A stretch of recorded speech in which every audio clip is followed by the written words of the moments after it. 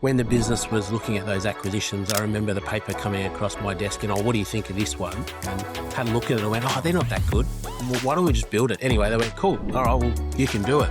There were discussions happening when I joined around the bolt-on acquisition project management, buying the local firm and bringing it in. At the time, I'd come from a very successful project management business that had recently sort of sold, and I just had the feeling like, the numbers that they were talking were a lot. And I just thought, hang on a second, I think we could build this organically. I feel like the networks and the position that Colliers is in within the property, real estate, professional services space that they operate in, there's enough connections and projects there to lay the foundations to build this organically. And that point in time when that discussion happened, I'd actually moved across to Colliers to not be a project manager. Like, my career goal was to move into leasing and to be a leasing agent. So that's why I made the shift. And sure enough, after a couple of months, I was saying, hang on, you can start up a project management business. So I had to go back internally and go, well,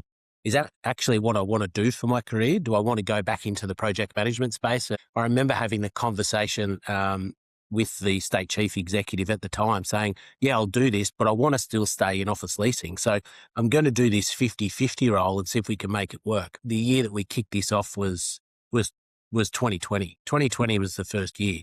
Starting a project management business, effectively at the end of 19, straight into 2020 when things were changing and everything was kicking off, was a really, you didn't know what was going to happen. But what I did know inside Colliers was we had some really, really strong business lines that did a lot of capital work projects for private clients in all the capital cities around the country. And if I could tap into that network and deliver a really good project management service, I was confident that I could build a team. And that's what happened. And so do you have to sort of sell your services to those business units? How does that work?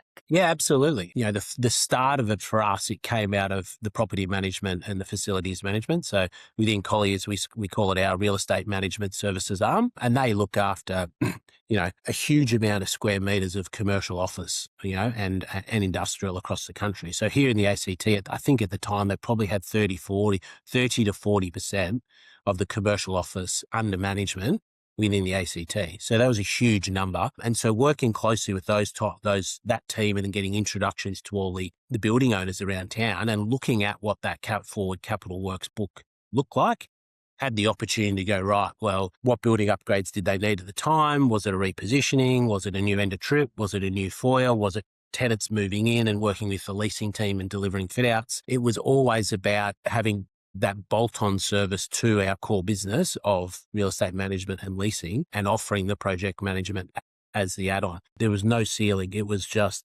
if you can make it happen, we'll back you and you'll support you.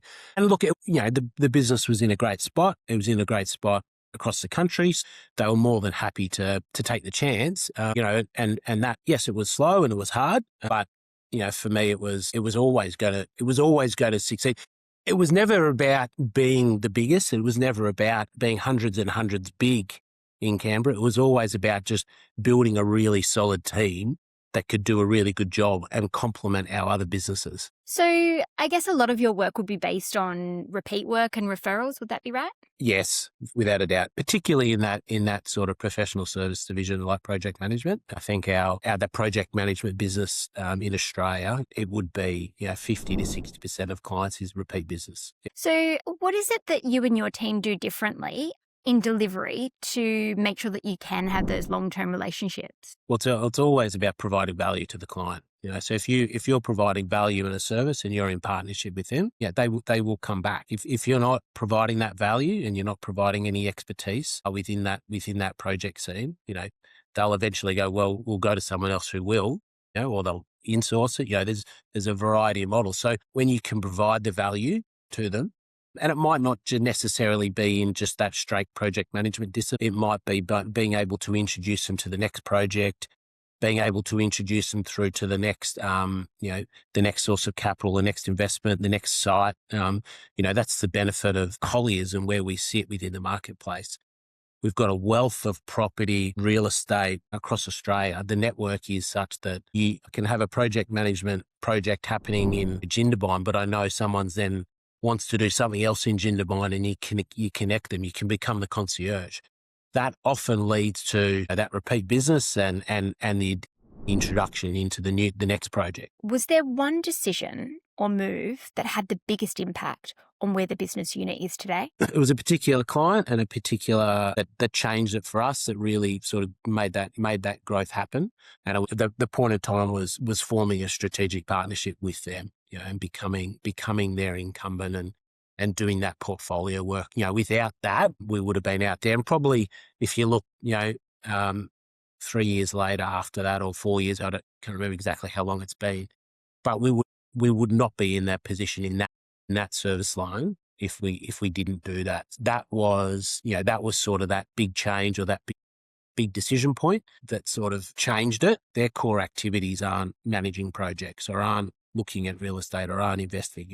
They've got a different mission and different purpose. But to be able to have a relationship and a trust with Colliers, that Colliers will do right by them and bring them opportunity and look after that non-core business for them is what we do, and that's why it's been enduring and hopefully into the future too.